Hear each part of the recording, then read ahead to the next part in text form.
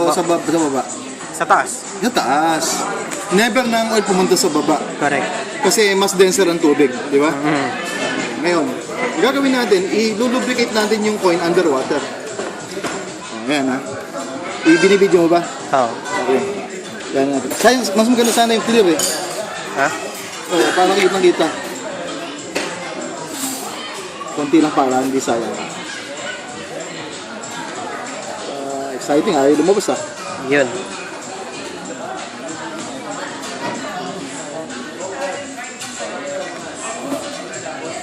Nasaan yung oil?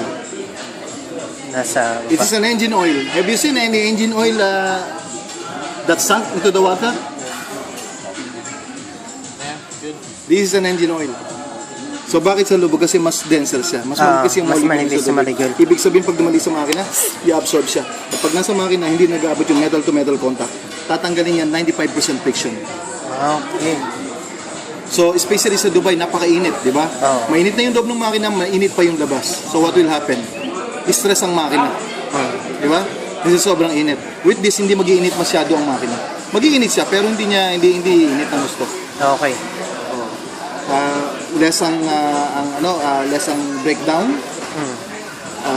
wear and tear, long life ng makina. Plus it will increase 30% horsepower.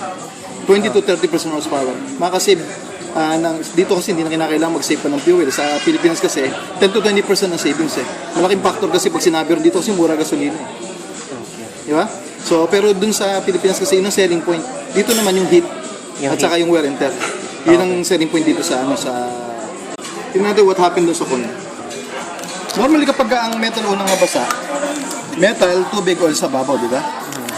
So kukunin natin yung coin. Malinis pa rin yan. Ha?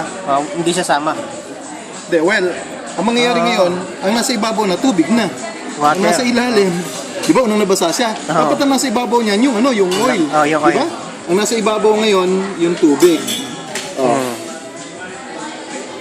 Yung oil nasa ilalim.